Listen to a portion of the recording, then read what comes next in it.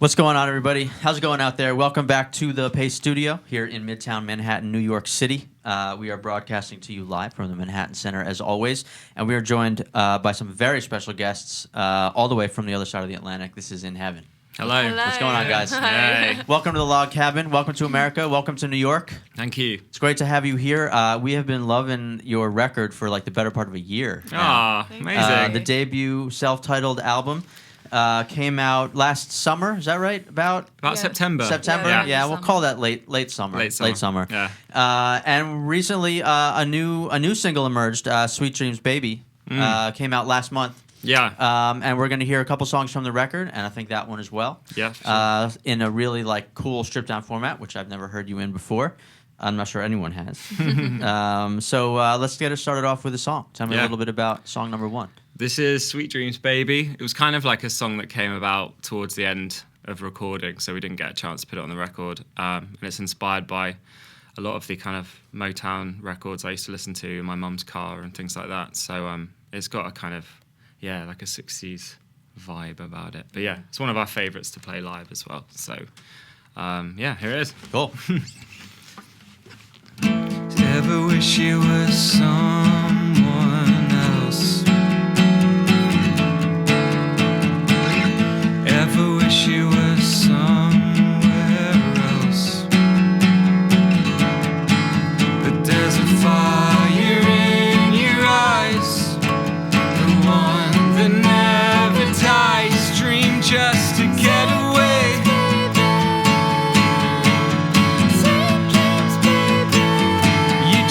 Just to get away. Sweet dreams, baby. Ever wish you were someone else? Ever wish you were somewhere else? You dream of all the better days. Wonder why you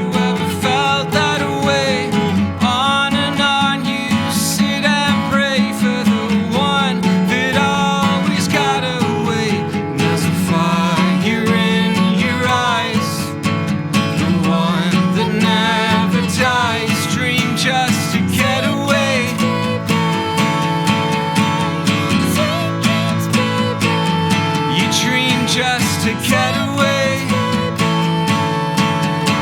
Sweet dreams, baby. Sweet dreams, baby. Sweet dreams, baby. Sweet dreams, baby. Sweet dreams, baby. And there's a fire in your eyes, the one that never dies. Dream just to get away.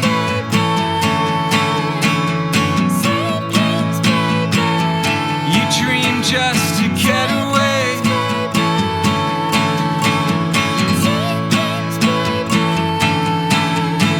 You dream of all the better days. Wonder why you ever felt that way.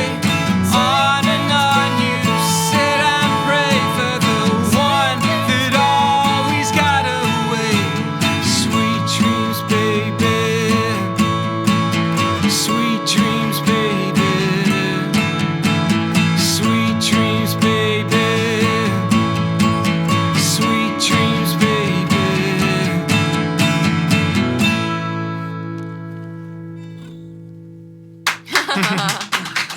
Thank you. Thank you.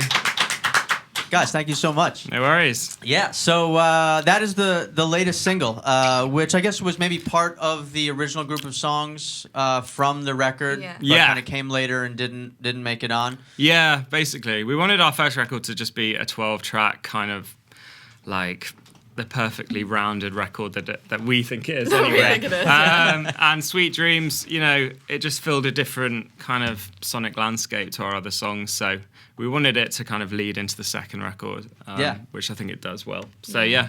Cool. Well, I mean, it's an interesting, you mentioned it before the song started. It has kind of a more vintage vibe than some of the stuff on the first record. But, listen to the first record for all these months, like it's always been really interesting to hear like certain touchstones, and maybe every listener hears them differently. But like when I hear the record, I hear elements from every decade. I mean, there's like Smashing Pumpkins and some Placebo and Manic Street Preachers in there.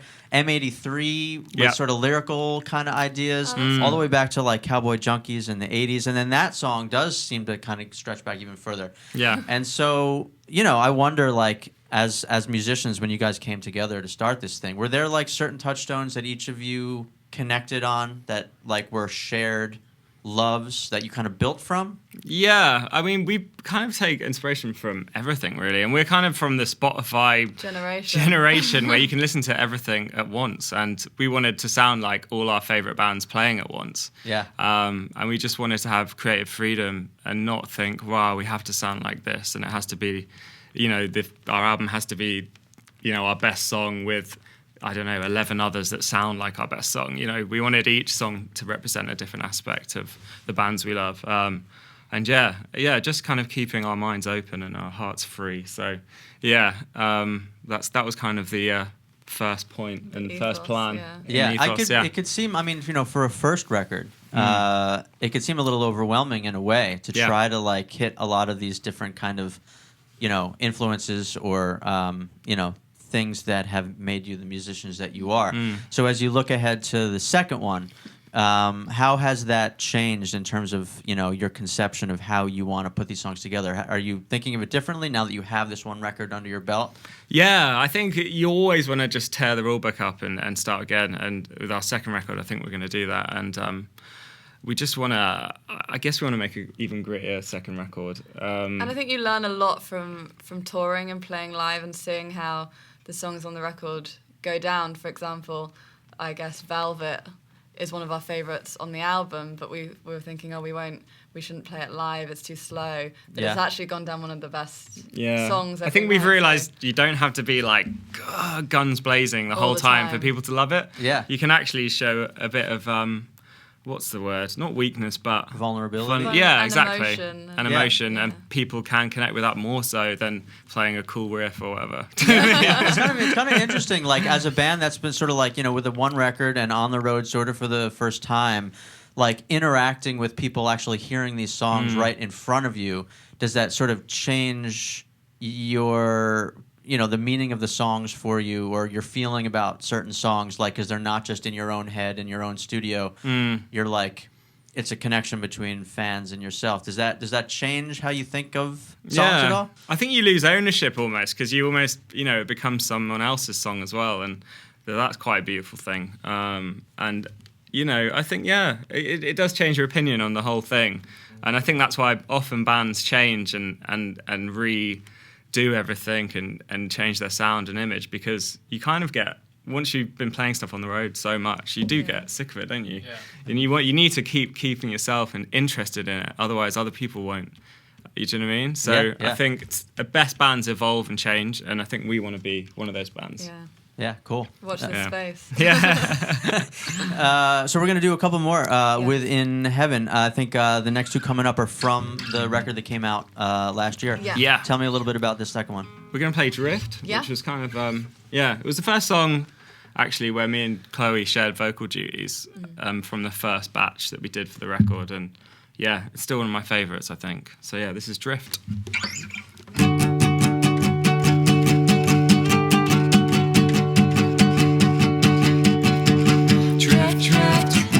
Guess we're not on the same boat, but when we swim, can you see that I'm drowning?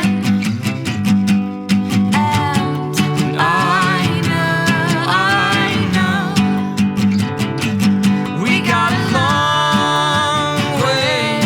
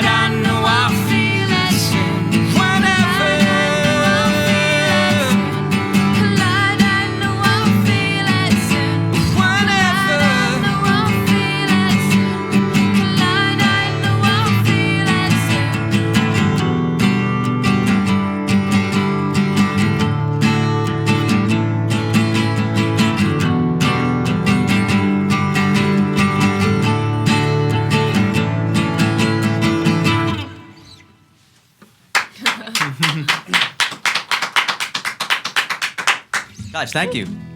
So is it like, tell me about playing in this format. I've certainly never heard the band play like this. Is this sort of how, like, when you guys get together and you're working out new material, I mean, is this sort of how you do it, or is it always like, you know, full tilt boogie all the time? It's more of just a laptop and Yeah. just like in solitude. But yeah, acoustic's something that we've introduced later on, actually. We actually released an acoustic EP a few months ago, which actually went down really well. So it's something we want to incorporate more, and I'd love to use more acoustics on the records and stuff.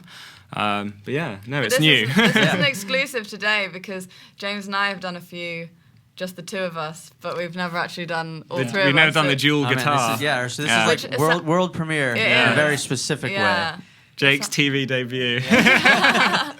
Well, don't worry. There are only, you know, last count, there are like 5.4 billion people watching. Great. So 5.3 billion. Yeah. Yeah, that might be you know, it's give or take. There's a room for margin of error there. You know. Jeez, really? Yeah. Right. Anyway, you know, the other thing I wanted to ask you about the record and you know, the songs mostly from the last record, not as much the new single, is the lyrical content on it, which does seem to be speaking specifically to young people or taking on kind of issues that are going to be important to them moving forward. I mean, is it something that, you know, when you were writing the songs, you knew you wanted to address certain things and you were looking for musical ways to do it? Or, you know, are these just sort of the things you think about normally, you know? It's definitely things we think about, I think. And like, there's a definite like generational divide in England. And we kind of wanted a lot of the songs to represent the feelings that we all have there. And I don't know whether it's the same here. I'm sure it is. But, yeah, more so now than you know, recently in the past. And we definitely felt like no one was speaking up. And we did feel obliged to do so. And yeah. Hopefully, you know, an educated way, I guess, rather than... Yeah. Rather than forcing opinions on anyone. I think one idea in America is that it's not, you know, the voices of, you know, of that generational divide are not as much in rock music, you know, anymore. A lot in sort of more like pop and R&B. And you know, and there's that element of it too. Like there's a new generation of guitar bands that want to come up and sort of join that thing. And I don't know if in England it's, you know, maybe somewhat similar. Seems like, you know, every couple, like, you know, there are other definitely great guitar bands coming up in England. Yeah. And like in America, it seems to go in kind of cycles. Like there was sort of the Arctic Monkeys, Libertines generation a decade ago. And now maybe there's like another wave of it. Oh, yeah, for sure, man. There's definitely something bubbling. And there's a lot of great bands at the moment. And actually, I think when we started, there wasn't. And then I think there was obviously a load of other people that thought the same way, like, hey, let's do this. And then when we came out, then so did a bunch of others. So, yeah, it's exciting. But you hear a lot of grime as well, which, you know... UK grime is definitely a voice at the moment in England. And I think... And a strong political voice, That's what I mean, well, yeah. But now you're seeing more bands, which is cool. And yeah, I hope the same happens here because we love bands. Yeah, same. We have a lot in common there. Yeah. Cool. So we're gonna do one more song with INHEAVEN, also off the self-titled debut record, which came out last year. Yeah. What's this one? It's called Stupid Things, and it's kind of inspired by a lot of the John Hughes movies, which we love. Yeah. It kind of has a coming-of-age feel to it, and it was more like we kind of approached it as if we were soundtracking one of those films. And yeah, this is Stupid Things. All right. 1, 2, 3.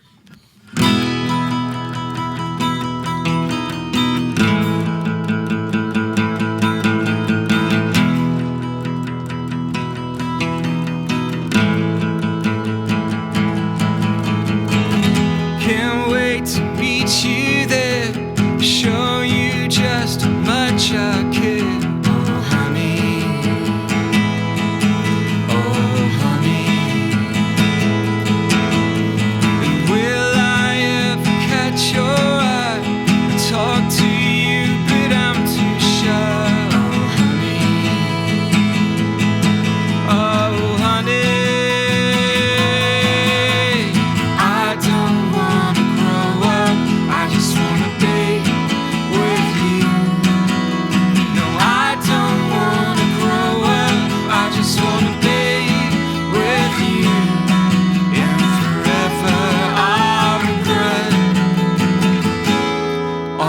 the stupid things I said. No, I know I'm too old for you, but I don't mind a year or two. Oh, honey. Oh, honey. I saw you in a dream last night. Kissed your head, held me tight. Oh, honey. Oh, honey. I don't wanna grow up. I just wanna be with you. No, I don't wanna grow up. I just wanna be with you. And forever I'll regret all the stupid things I said. No, I won't wait for no one when you're coming round for me. And I can't take the bruising when you say you're over me. Oh, stupid, stupid little things. Oh, stupid, stupid little things.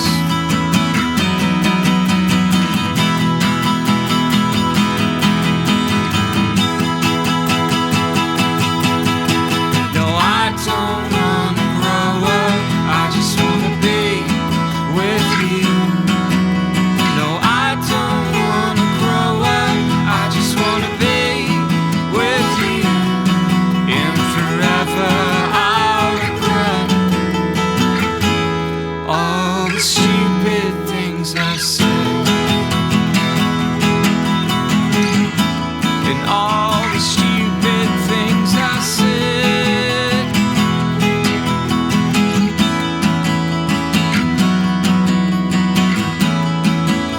The stupid things I said.